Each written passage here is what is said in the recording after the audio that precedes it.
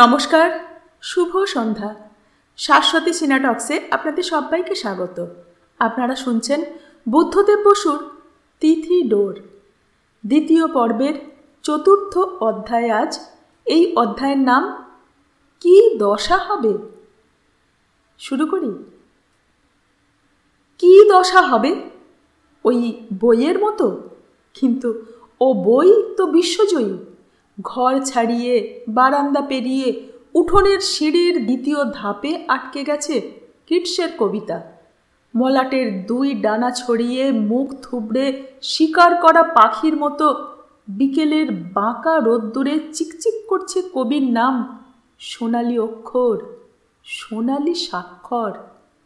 সাথী তুলে নিল তাকে, কোলে তুলে আঁচলে মুছল। মলাট খুলে একবার দেখল যেখানটায় সত্যেন রায়ের নাম লেখা।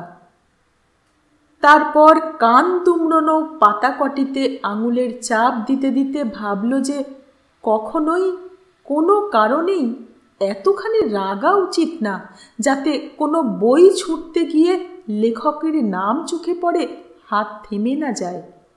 দাদাটা একটা চাঁড়াল, তবু ভাগ্যিস বাবা বাড়ি ছিলেন না, জানবেনও না কিছু। পাছে বাবা এক্ষুনি এসে পড়েন, এসে তাকে দেখেই জিজ্ঞেস করেন, কি রে, কি হয়েছে? আর সেও ঝোঁকের মুখে সব বলে ফেলে। সাথী তাড়াতাড়ি তোয়ালে নিয়ে বাথরুমে ঢুকল। স্নানের জলে ধুয়ে ফেলবার চেষ্টা করল সব ঝাল, ঝাঁঝ, জ্বালা। নিজেকে দোষ দিল বারবার। দাদার পক্ষ নিয়ে অনেক কথা বলল মনে মনে। সেসব কথায় বাঁধুনি এত সুন্দর, যুক্তি এত নিখুঁত যে মাত্র কয়েক মিনিটের মধ্যে তার নিজেরই বিশ্বাস জন্মালো তাতে। সে দেখতে পেল যে দাদার উপর একটা অন্যায় আছে এই বাড়ির, অবহেলার অন্যায়। ছেলেবেলা থেকে সকলের অবহেলার চিমটি খেয়ে খেয়ে দাদা এইরকম খ্যাপা মতো হয়ে গেছে। এখন উঠে পড়ে লেগেছে টাকায় টেক্কা দিতে। বেচারা। সাথী দেখল সাপের মতো লিকলিকে আঙুল, আর দেখল না বেড়াল মতো দাঁতে নখে ছিঁড়ে যাওয়া রগ ফাটা রাগ, আর দেখল না। দেখল দাদা হাত পেতেছে তার কাছে, বাড়িতে আর কারো কাছে, বোধহয় বাইরেও কারো কাছে যে পাত্তা সে পায় না, তারই জন্য হাত পেতেছে বাড়ির সেই একমাত্র মানুষের কাছে যে তার বয়সে আর সম্পর্কে ছোট। গায়ে পড়ে যেমন ঝগড়া করে, গায়ে পড়ে কথাও বলে ওই আবার। নানা ছুতোয় এই কথাই যেন বলতে চায় ঘুরিয়ে ফিরিয়ে, আমাকে মানো, দাদা বলে না হোক, মানুষ বলে মানো, বয়স্ক বলে, ভদ্রলোক বলে, পুরুষ বলে মানো।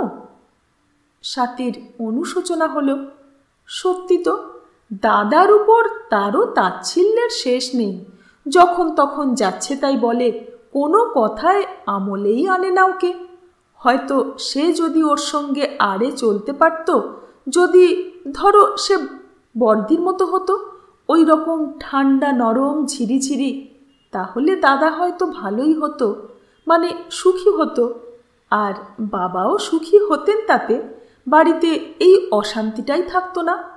দাদার সুখী হওয়ার মানে ভালো হওয়ার দায়িত্ব ছিল তারই উপর। হয়তো এখনো আছে, হয়তো সময় আছে এখনো। কথাটা ভেবে নিজেকে হঠাৎ এরকম একটা বড় পার্টে জলজলে দেখে সাথী অবাক হলো, মনে মনে একটু রোমাঞ্চিত। বাথরুম থেকে বেরোবার আগেই ফোঁটা ফোঁটা জল গায়ের ওপর চিকচিক থাকতে থাকতেই প্রতিজ্ঞা করল যে এবার জীবনে এই প্রথমবার দাদার কাছে সে হার মানবে। প্রতিজ্ঞা করল, কিন্তু স্নান করে বেরিয়ে পাট ভাঙা ফিকে নীল শাড়ি পরে পাউডার কৌটো খুলে নিঃশ্বাস নিতে নিতে তবু যেন ঝগড়ার দুর্গন্ধ তার নাক থেকে গেল না। বচসার বিস্বাদ মুখে লেগে রইল, কিন্তু এই ভালো না লাগাকে আমল দিলে চলবে না। নিজে কষ্ট করেও দাদাকে ভালো করতে হবে। মুখে পাউডার দিতে দিতে সাথী তার বড় পার্টের জন্য তৈরি হলো। বারান্দায় পাটি পেতে বসে বিকেলের চা খেতে খেতে সাথী বাবার কাছে কথাটা পারল। বাবা বললেন, বেশ। সাথী হেসে বলল, কাউকে খাওয়ানো হবে এর চাইতে সুখের কথা তোমার কাছে আর কি। আমি কিন্তু ভাবছিলাম এসব ব্যবসার বন্ধুদের। কথা শেষ না করে বাবার মুখের দিকে তাকালো। তা হোক, বিজুর যখন ইচ্ছে হয়েছে। বাবা এত সহজে বললেন যে সাথীর মনে হলো বাবার পক্ষ নিয়ে দাদার সঙ্গে তার লড়াইটা বড় বেশি হয়ে যায়নি তো। চোখ নামিয়ে বলল, দাদাকে আমি বলেছিলাম বাবা। কি? এই যে বাড়িতেও সব লোকের যাওয়া আসা পছন্দ করো না তুমি। আমার পছন্দ অপছন্দে ভারী তো এসে যায় বিজনচন্দ্রের। না বাবা, সাথী গম্ভীর হলো। আমি ও কথা বলাতে দাদা কেমন কিন্তু কিন্তু হয়ে গেল। মাথা চুলকে বলল, তাহলে থাক। আমি তখন বললাম, আচ্ছা বাবাকে জিজ্ঞেস করে দেখি। ব্যাপার কি? রাজেনবাবু হাসলেন। হঠাৎ সুপুত্র কি চায়? বাবার কথার সুরে আবার সাথীর খটকা লাগলো। তবে কি সে ভুল বুঝেছে, ভুল ভেবেছে? দাদাকে শাসন করতে গিয়ে যেমন বেশি বেশি করেছিল তখন, তার এখনকার ভালো মানুষটাও তেমনি ছেলে মানুষই। কিন্তু এখন তো আর পেছনো যাবে না। দাদার কাছে ভালো হতেই হবে। দাদা তাতে ভালো হোক আর নাই হোক। পরের দিন সকাল 9টা পর্যন্ত দাদাকে দেখতে না পেয়ে সাথী অগত্যা পা বাড়ালো তার ঘরের দিকে। দরজার কাছে আসতেই শুনল ভিতর থেকে ঠুকঠুক শব্দ। আর ভিতরে তাকিয়ে দেখল দাদা টাইপ করছে বসে বসে। আর সেই টাইপ করার সাংঘাতিক চেষ্টায় তার চোখ গোল হয়েছে, ঠোঁট বেঁকে আছে, আর 3টে মোটা মোটা লাইন স্পষ্ট ফুটেছে কপালে। সাথীর হাসি পেল, কিন্তু না, হাসবে না তো। মুখে মন খারাপের হালকা ছায়া এনে ডাকল, দাদা। বিজন চোখ তুলল লাল কালো ফিতে পর্যন্ত, তক্ষুনি নামালো চাবিতে। সাথী আবার ডাকল, আরও নরম করে, দাদা শোন। এবার চোখ না তুলে বিজন মোটা গলায় জবাব দিল, কি? সাথী এগিয়ে এলো ঘরের মধ্যে। একটু দাঁড়িয়ে থেকে আনাড়ি আঙুলের অসহায় আঁকুপাকু লক্ষ্য করল। তারপর পাখির মতো গলায় বলে উঠল, কি সুন্দর ছোট্ট টাইপরাইটার। বিজন হাত সরিয়ে তার নতুন সম্পত্তির দিকে তাকালো, ঈষৎ গর্বিতভাবেই। কিল্লি? হ্যাঁ। তা নিজেই টাইপ করিস, কত সময় নষ্ট হয়। বিজনের চোখ কোনাকুনি একবার ঝলসালো বনের উপর। দুদিনেই অভ্যেস হয়ে যাবে বলেই ভুরু কুঁচকে ঝকঝকে কালো সাদার শাড়ির মধ্যে এস অক্ষরটা খুঁজতে লাগলো। তা নিশ্চয় হবে, সাথী আস্তে আস্তে বলল, কিন্তু এসবের জন্য তো কেরানি থাকে মানুষের। এ কথায় বিজন খুশি না হয়ে পারল না, মানে খুশি না দেখিয়ে পারল না। কেননা খুশি হয়েছিল সে আগেই, হয়েছিল আগে থেকেই। সাথীর ক্ষমা চাওয়া চাওয়া মন মরা চেহারার চাইতে বেশি খুশি তাকে করতে পারে এমন কিছুই পৃথিবীতে ছিল না আজ সকালে। চেয়ারের পিঠে হেলান দিয়ে আলগোছে বলল, আমারও থাকবে। সাথী একটু চুপ করে থেকে বলল, আমি পারি মাঝে মাঝে তোর চিঠিপত্র টাইপ করে দিতে, দেখে এক্ষুনি ইচ্ছে করছে রে। করবি? বিজন খুবই চেষ্টা করল মনের গলে যাওয়া ভাবটা মুখে না ফোটাতে, কিন্তু বৃথা। এক পা এগিয়ে এক পা পেছিয়ে সাথী বলল, না থাক, ভুল হবে। ভুল তো আমারও হয়। বিজন আর পারল না, হেসে বলল, এই দেখ না, এসটাকে খুঁজতে খুঁজতে চোখের ডিম বেরিয়ে এলো। সাথী হাসিতে যোগ না দিয়ে বলল, অভ্যেস হয়ে যাবে। এই প্রথম সাথীর মুখে বিজন তার নিজের মুখের কোনো কথার পুনরুক্তি শুনল, যাতে ঠাট্টা কি অবিশ্বাস নেই, উড়িয়ে দেওয়া কি এড়িয়ে যাওয়াও নয়। এক ঠেলায় চেয়ার সরিয়ে সে উঠে দাঁড়ালো। এতক্ষণে পুরোপুরি মুখোমুখি চোখ বোনের মুখে ফেলে বলল, এখনই একটু করে দেখ না। না, দুপুরবেলা যদি রেখে যাস আমার কাছে, একটু একটু প্র্যাকটিস করে রাখবো। হঠাৎ থেমে টাইপরাইটারের গোল করা ধারটিতে আঙুল রেখে বলল, কবে কিনলি রে? বলিসনি তো কিছু। হে আর বলবো কি? গালের মধ্যে জিভটাকে একবার ঘুরিয়ে এনে বলল, আমি কিনিনি, অন্য একজনের। নতুন তো? নতুনই তো, যে কিনেছে সেই আমাকে দিয়েছে ব্যবহার করতে। সেই দিয়েছে? লোক ভালো বলতে হয়। সেই ঠাট্টার সুর আবার যেন লাগলো স্বাতীর গলায়, কিন্তু এত ক্ষীণ যে বিজন তা বুঝল না, নাকি বুঝল, আর তাই মুখের হাসি মুছে ফেলে গম্ভীর হলো। হঠাৎ সোজা হয়ে দাঁড়িয়ে বলল, হ্যাঁ, লোক সে খুবই ভালো। দাদার ভঙ্গির বদলটা স্বাতী যেন লক্ষ্যই করল না। সহজভাবে বলল, তার নিজের লাগে না? তার আপিসেই কত মেশিন চলছে সারাদিন। স্বাতী ভেবে দেখল মজুমদারের নামটা দাদার মুখ দিয়ে বের করাই ভালো, তাই একটু হেসে বলল, তোর বন্ধু ভাগ্য খুব দাদা। তা কোনো একটা ভাগ্য থাকা চাই তো। বিজন এমনভাবে কথাটা বলল যেন প্রতিপক্ষের কোনো একটা আক্রমণের আভাস পেয়েই সে অস্ত্রশস্ত্র নিয়ে প্রস্তুত, কিন্তু তখনই যেন স্থির করল যে আক্রমণই আত্মরক্ষার শ্রেষ্ঠ উপায়। চড়া গলায় কড়া আওয়াজে বলল, অনেক ভাগ্যে মজুমদারের মতো বন্ধু হয়, আমি এ কথা বলবই। মনে মনে নিঃশ্বাস ছাড়ল স্বাতী।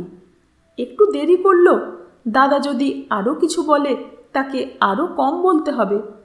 আর হলো তাই। একটু পরে বিজনী আবার বলল, আর এই মজুমদারকে তোরা কিনা অপমান করিস? ওমা, এবার কথা বলার চমৎকার সুযোগ পেল স্বাতী। অপমান আবার কে করল, আর কখনই বা করল? অপমান না। ফোঁস করে নিঃশ্বাস ফেলল বিজন। তুই এক কাজ কর দাদা, স্বাতী মোলায়েম গলায় বলল, তোর বন্ধুকে বল একদিন চা খেতে। না। না কেন? বাবাকে বলেছিলাম, তার কোনো আপত্তি নেই, আর বাবার আপত্তি না থাকলে আর আমার কি? তার মানে? বিজন ঠোঁটের ফাঁকে একটা সিগারেট রেখে যেন তারই সাহায্য নিয়ে কথাটা শেষ করল। তোর আপত্তি আছে এখনো? থাকলে তোর কিছু এসে যায় না তো? মুখে মুখে জবাব দিতে গিয়ে হঠাৎ থেমে গেল বিজন।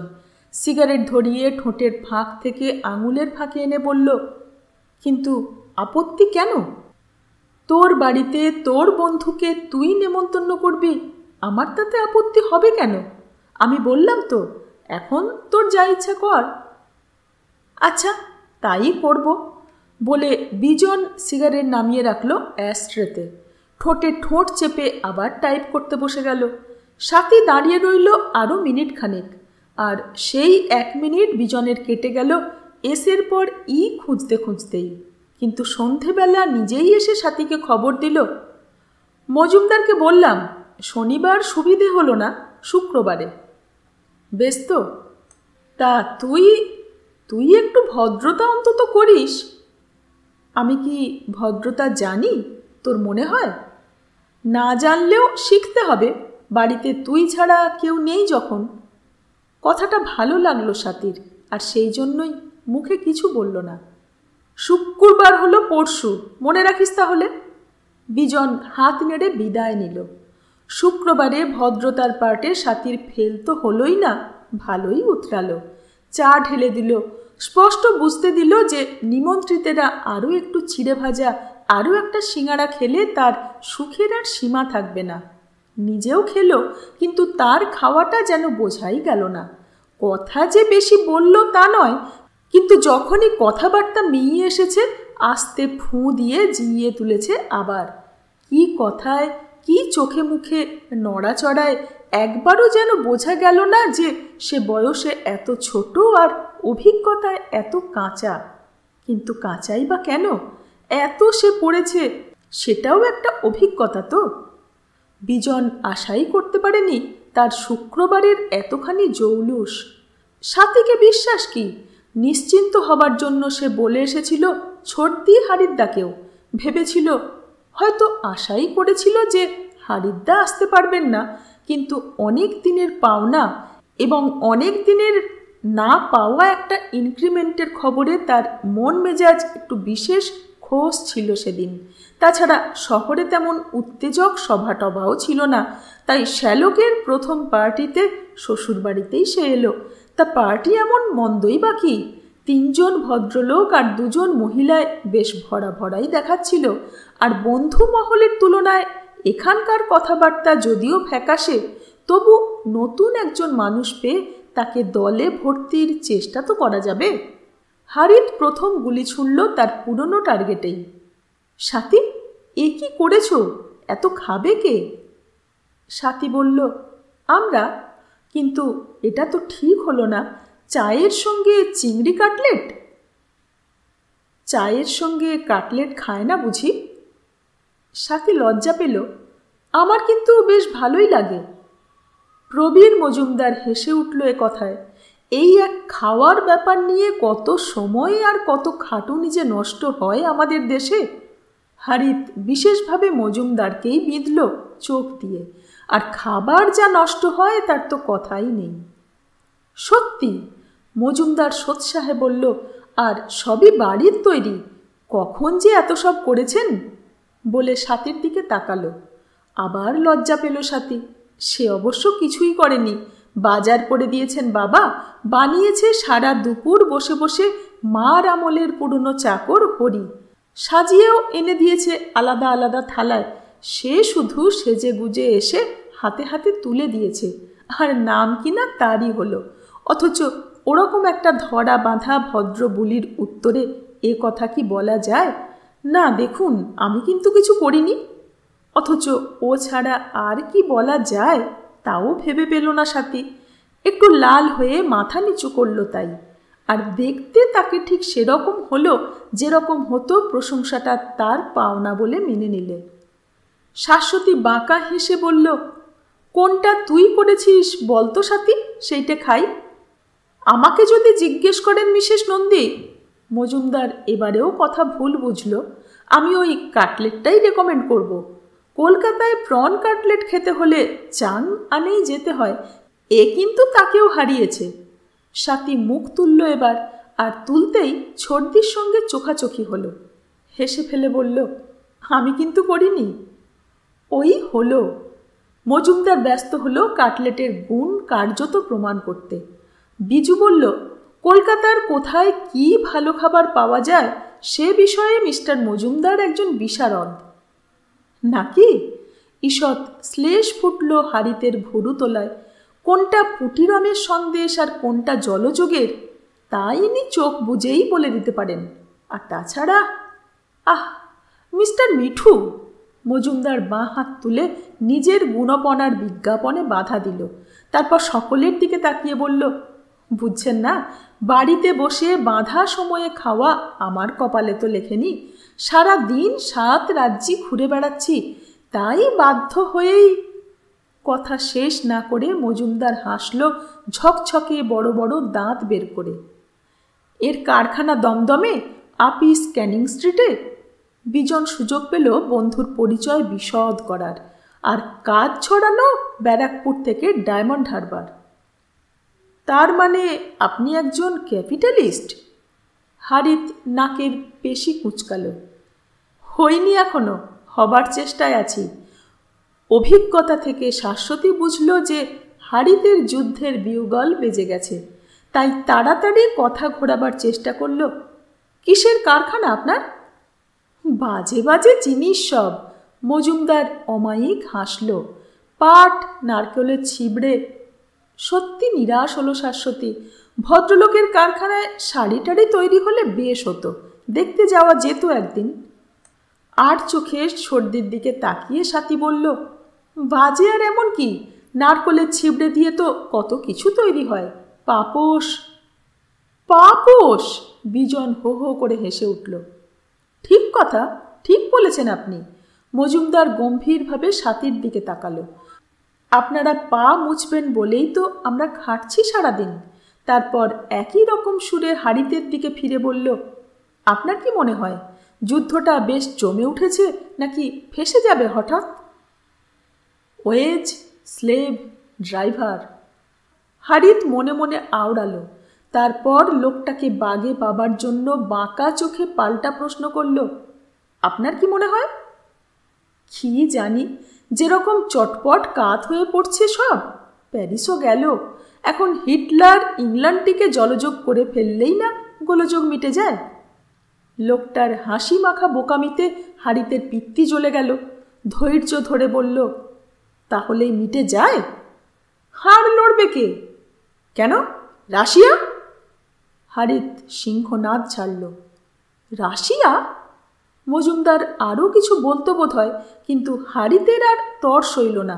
ঝপ করে কোপ বসালো, রাশিয়াই তো পৃথিবীর আশা। এ কথা শুনে মজুমদার স্পষ্ট চমকালো। চায়ের পেয়ালা মুখে তুলতে গিয়ে থেমে গেল, আর তার মস্ত লালচে ঠোঁট মোটা মুখের দিকে তাকিয়ে হারিত বুঝল যে আজকের দিনে পৃথিবী ভরে প্রত্যেক বুদ্ধিমান মানুষ যা বিশ্বাস করে, সে কথাটাই জীবনে প্রথম শুনল বাংলাদেশের এই গবুচন্দ্র হবু ক্যাপিটালিস্ট। রাশিয়াই তো পৃথিবীর আশা। কথাটা আবার আওড়াতে খুবই ভালো লাগলো তার। ভাগ্যিস আপনার মুখে শুনলুম কথাটা, নয়তো আর সবার মতো আমিও ভাবতুম যে অর্ধেক পৃথিবী যতদিনে ছারখার হলো ততদিন স্ট্যালিন সাহেব দিব্যি গোঁফে তা দিলেন বসে বসে।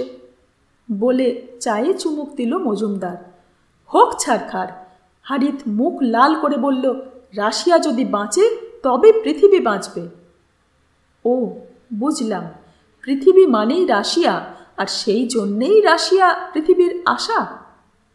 লাল রং কালো হলো হারিতের মুখে। ইচ্ছে হলো ওই মাংসপিণ্ডটাকে সাপ দু কথা শুনিয়ে দিয়ে এক্ষুনি উঠে পড়ে, কিন্তু তক্ষুনি মনে পড়ল দলের পাণ্ডাদের উপদেশ, ধৈর্য চাই, মেজাজ যেন খারাপ না হয় কখনো। শেখাতে হবে, বোঝাতে হবে, বশ করতে হবে মানুষকে। জায়গা বুঝে সূক্ষ্ম একটু চাটুকারিতাও চাই। দেখেওছে এক একজনকে, ঘন্টার পর ঘন্টা তারা তর্ক করেন জাত বুর্জোয়া, পাতি বুর্জোয়া, পচা বুর্জোয়ার সঙ্গে। যদি তাদের কোনো একজনকে টানতে পারলে কিছুমাত্র সুবিধে হয় দলের। আর তাই হারিত মুখ ফিরিয়ে চুপ করে থাকলো, আর অন্যমনস্কভাবে একটু একটু করে খেয়ে ফেলল সেই চিংড়ির কাটলেটের সমস্তটা। চায়ের সঙ্গে যার আমদানি দেখে প্রথমে সে শিউরে ছিল, তার চেহারা দেখে মজুমদার অপ্রস্তুত। শাশ্বতীর মাথা নিচু, শুধু বিজন বুক চেতিয়ে চকচকে চোখে তাকিয়ে রইল। এমন যে বিদ্বান আর বাক্যবাগীশ তার হারিদ্দা, তার সঙ্গেও সমানে সমানে কথা চালাতে পারে তার বন্ধু, সে কি ফেলনা? সেই চুপচাপের মধ্যে ছলছল করে উঠল স্বাতীর গলা। রাশিয়া আমি খুব ভালোবাসি। লোকেরা কেমন সারাদিন ধরে চা খায় আর তর্ক করে, আর স্টেশন মাস্টাররা সব সময় ঘুমোয়, আর মেয়েরা রাত জেগে জেগে। পাও কোথায় এসব খবর? হারিত নাকের ভিতর দিয়ে আওয়াজ করে উঠল। কেন, টুর্গেনিভের? টুর্গেনিভ? স্বাতীর ভীতু ভীতু কথা কচ করে কেটে দিল হারিত। বাবুগিরি করে বিদেশেই তো জীবন কাটিয়েছে। রাশিয়ার সে কি জানে, কি করেছে সে তার দুঃখী দেশের জন্য? আর তাই তো রাশিয়ায় এখন টুর্গেনিভ কেউ পড়ে না। পড়ে না? আহা, অমন বই, অমন ভালো বই পড়ে না? রাশিয়ার লোকেদের জন্য বড় কষ্ট হলো স্বাতীর। বলে ফেলল, তবে তো রাশিয়ার লোকেরা এখনো খুব দুঃখী। হারিত বলবার জন্য এমন টকবক করছিল যে স্বাতীর কথা তার কানেই গেল না। শুধু ওই দুঃখী কথাটা শুনতে পেয়ে তক্ষুনি গর্জে উঠল, না, রাশিয়ার লোকেরা এখন আর দুঃখী না। এখন আর সেখানে স্টেশন মাস্টাররা ঘুমোয় না, মেয়েরা রাত জেগে জেগে দীর্ঘশ্বাস ফেলে। এখন সেখানে একটানা 5 মিনিট ধরে হারিত বর্ণনা করল ভূস্বর্গ রাশিয়ার। বলতে বলতে মোটা সোটা মাংসলো মজুমদারকে ঘাড় কাত করে নেতিয়ে পড়তে দেখে বুঝল যে তার কথায় কাজ হয়েছে। আর তার কথা শেষ হবার সঙ্গে সঙ্গে শাশ্বতী বলে উঠল, সত্যি আশ্চর্য দেশ। আশ্চর্য? মজুমদারের প্রতিধ্বনি। হারিতের কথা সত্যি বলতে শেষ হয়নি, শুধু দম নিতে থেমেছিল একটু, কিন্তু চারদিকে তাকিয়ে সকলের মুখেই এমন একটা হার মানা ভক্তির ভাব দেখতে পেল যে খুশি হয়ে বলে ফেলল, সাথী আর একটু চা। চা শেষ হলো, বাসন সরানো হলো। মজুমদার তার সিগারেটের টিন হাঁড়িতে সামনে বয়ে সন্ধির প্রস্তাব করল। আসুন। থ্যাংক ইউ, আমি পাইপ। বলেই হাঁড়িতে চোখে পড়ল টিনটা স্টেট এক্সপ্রেসের। উদারভাবে একটু হেসে বলল, আচ্ছা নিই একটা। এরপরে মজুমদার টিন ধরল বিজনের সামনে। বিজন মুচকি হেসে চোর চোর তাকালো হাঁড়িতের দিকে, শাশ্বতীর দিকেও। অনুমতিটা দিয়ে দিন না আপনারা। মজুমদার চোখ টিপল। মিছিমিছি আর? নিশ্চয় নিশ্চয়। 5 মিনিটে রাশিয়াকে জিতিয়ে দিয়ে হাঁড়িতের মেজাজ এখন আগের চেয়েও খোশ। দরাজ হেসে বলল, আরে বিজন, তুমি আবার এসব? বাড়িতে বসে বড় বয়সীর সামনে প্রকাশ্যে সসম্মানে এই প্রথম সিগারেট ধরালো বিজন, আর তাতে এতই গৌরব লাগলো যে ভালো করে টানতেই পারল না। শাশ্বতী মনে মনে বলল, কি অসভ্যতা ওইটুকু ছেলে, কিন্তু মুখে কিছু বলল না। পাছে হাঁড়িতের আবার মেজাজ বিগড়োয়। দেশলাই ধরিয়ে হাঁড়িতের মুখের কাছে এনে মজুমদার বলল, কিছু মনে করবেন না মিস্টার নন্দী, বোকার মতো তর্ক করেছি আপনার সঙ্গে। হাঁড়িত হা হা করে হেসে উঠল, তারপর কেসে উঠল সিগারেট ধরাতে গিয়ে। হাত নেড়ে চোখের সামনে থেকে ধোঁয়া সরিয়ে বলল, না না, কিছু না। আপনাদের মতো মানুষের কাছে কত শেখবার আছে আমাদের, কিন্তু সময় কই। একদিন আসুন না আমাদের মিটিংয়ে। মিটিং? মজুমদার হাত জোড় করল। মিটিং জিনিসটাকে বড় ডরাই। সেরকম না, এই কয়েকজন বন্ধু বান্ধব মিলে। পণ্ডিতের মেলায় আমি মূর্খ গিয়ে কি করব বলুন তো? মজুমদারের কথাটা নিশ্চিন্তে মেনে নিয়ে হারিত বলল, গান শুনতে তো আসতে পারেন। গান? কি গান? গণসঙ্গীত। রণসঙ্গীত? ঠিকই বলেছেন, গণসঙ্গীতেই রণসঙ্গীত হবে একদিন। চাষিদের মুখের গান। ওহ, সে যে কি কি রকম বলুন তো? মজুমদার জানতে চাইল। শুনলেই বুঝবেন, এক ভদ্রলোক শিখে এসেছেন নানা জেলায় ঘুরে। চমৎকার গলা। আহ! আধো চোখ বুজে মজুমদার যেন মনে আনলো কোনো মনে পড়ার সুখ। শশাঙ্ক দাসের মতো গলা আর শুনলাম না। কোন শশাঙ্ক দাস বুঝলে তো ছোটদি? বিজন নড়ে চড়ে উঠল। যার গাড়ির নম্বর মুখস্থ ছিল তোর, সেই তো। শাশ্বতী ভাইকে ঠাট্টা করল, কিন্তু নিজেও সচকিত হলো মনে মনে। কি ভালোই লেগেছিল ভদ্রলোকের গান। সেই প্রতিশোধ ফিল্মসেই একবার বাবা নিয়ে গিয়েছিলেন সিনেমায়, অমন যেন আর লাগলো না। আর তারই কদিন পরে স্বাতীর জন্মদিনে হারিতের সঙ্গে প্রথম দেখা। একটু অন্যমনস্ক হয়ে গিয়েছিল শাশ্বতী। আবার যখন কথা কানে গেল, শুনল মজুমদার বলছে, দুর্ভাগ্য আমাদের, দুর্ভাগ্য এই দেশের যে শশাঙ্ক দাসকে ফিল্মের গান গাইতে হয় টাকার জন্য। আজকাল তো ফিল্মেও শুনি না ওর গান। শাশ্বতী এমনভাবে কথা বলল যে দুর্ভাগ্য সম্বন্ধে মজুমদারের সঙ্গে তাকে একমত মনে হলো না। বম্বেতে আছে এখন। ফিল্ম ছাড়া যদি উপায়ই নেই, তবে টাকা যেখানে বেশি সেখানেই ভালো। কিন্তু আমি চেষ্টা করছি ওকে কলকাতায় ফিরিয়ে আনতে। আপনি ওকে চেনেন? শাশ্বতী শিহরিত। চিনি, আমার old friend Shashank. Old friend কথাটা শুনে হাসি পেল স্বাতীর, মানে হেসেই ফেলল। আর সেই হাসির যে কোনো একটা কারণ দেখাবার জন্য তাড়াতাড়ি বলল, ছোটদি কিন্তু ফিল্মের খুব ভক্ত। আমিও আমিও সঙ্গে সঙ্গে বলল মজুমদার।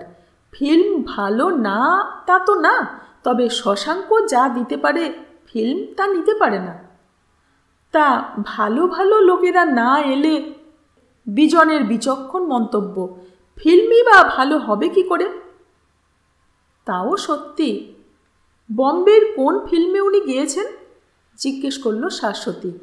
ফিল্মের কথাই চলল। এরপর বলল মজুমদারি মোটামুটি। বিজন মাঝে মাঝে মতামত না দিয়ে ছাড়ল না। আর মুখে মৃদু একটু হাসি রেখে হারিত সহিষ্ণুতার একটা রেকর্ড রাখলো প্রায় 10 মিনিট ধরে। তারপর ঢু মারল রুশ ফিল্মের কথা উঁচিয়ে, আইজেনস্টাইনের নিশেন ওড়ালো 2-1 বার, কিন্তু কথা গড়িয়ে গড়িয়ে আবার ফিরে এলো দিশি ছবির সমতলেই। কথায় কথায় জানা গেল যে মজুমদার অনেক অভিনেতাকেই চেনে। শুনে শাশ্বতী মুগ্ধ। অভিনেত্রীদের কাউকে চেনে কিনা জানতে ভীষণ ইচ্ছে করল, কিন্তু থেমে গেল জিজ্ঞেস করতে গিয়ে। না, সেটা ঠিক হবে না। হয়েছে কি, শাশ্বতীর ইচ্ছে যত, ফিল্ম দেখতে পায় না তার অর্ধেকও। মাসে 2টোর বেশিতে হারিত নিয়ে যায় না, সে 2টোই আবার ইংরেজি। শ্বশুরবাড়ির যা ননদের দলে ভিড়তে না পারলে বাংলা ছবি দেখা হয়েই ওঠে না তার। মজুমদারের কথা শুনে শুনে তাই রুদ্ধ ইচ্ছা সে মেটাতে লাগলো যতটা সম্ভব। আরও কিছুক্ষণ চুপ করে থাকার পর হারিতের আর সহ্য হলো না। কবজি ঘড়িতে তাকিয়ে বলল, আমি উঠি এবার। আমাকেও যেতে হবে। কথা থামিয়ে একেবারে উঠেই দাঁড়ালো মজুমদার। আমি থাকি একটু, ঈষৎ ম্লানভাবে শাশ্বতী বলল। হ্যাঁ নিশ্চয়, আমি তো বাড়িও যাচ্ছি না এখন। কোন দিকে যাবেন? শহরের দিকে হলে আমার সঙ্গেই চলুন। মিস্টার মিত্র, কাল তাহলে সকাল 9টায় দেখা হচ্ছে আপনার সঙ্গে। নিশ্চয়ই। অনেক ধন্যবাদ মিসেস নন্দী, অনেক ধন্যবাদ মিস মিত্র, অনেক ধন্যবাদ। মজুমদার জনে জনে বিদায় নিতে লাগলো।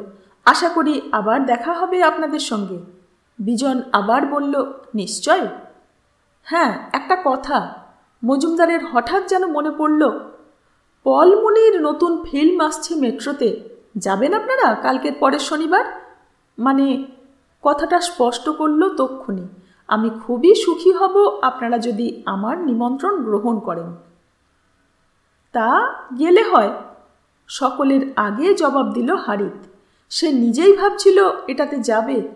ভালোই হলো, এর সঙ্গে দেখা হয়ে গিয়ে টাকাটা বাঁচল, আর একটা হিসেব চটপট খেলে গেল তার মনে। আপনি যাবেন তো?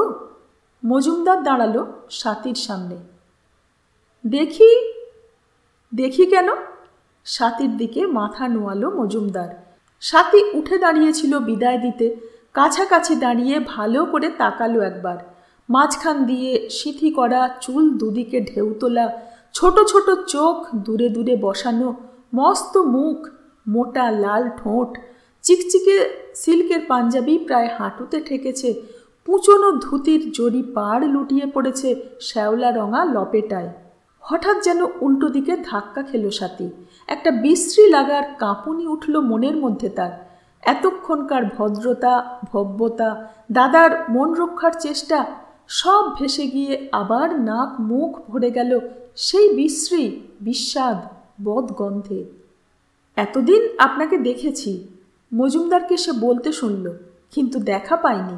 আজ যদি দয়া করে দেখাই দিলেন, তাহলে আরও একটু দয়া কি করতে পারেন না? শাশ্বতী মনে মনে হাসল কথাটা শুনে, আর ভাবল যে সব মেয়েরই দিন আসে জীবনে, কিন্তু সেদিন আর কদিন। ঈশ্বর যদি মেয়েদের আস্ত এক একটি বোকা করে না বানাতেন, তাহলে তারা ভুলতো না কোনো কথাতেই, আবার ভুলতো না কোনো কথাই। চুপ করে সব শুনতো আর উসুল করে নিত মাসুল। স্বাতীর পাশে এসে বলল, কি স্বাতী বুঝি যেতে চাচ্ছে না? ওই ওর স্বভাব। তা যাবি না কেন? আমরা সবাই যাব, আর তুই যাবি না তা কি হয়? আর মজুমদার যখন হারিতকে পাশে বসিয়ে গাড়ি রওনা করল, তখন ভিতরে এসে স্বাতীকে প্রথম কথা বলল, কি রে, ওই মজুমদারের অবস্থা তো কাহিল। দেখেছি তো। স্বাতী হাসল উত্তরে। ছোটদি, সাবধান। আমার আর সাবধানের কি? বাহ, সাবধান হবার তো তোমারই আছে। অসভ্য। শাশ্বতী এক কিল বসালো স্বাতীর পিঠে। একটু লালও হলো। আজ এই পর্যন্তই। পরের অংশটুকু নিয়ে খুব শিগগির আসছি। সঙ্গে থাকবেন। ধন্যবাদ।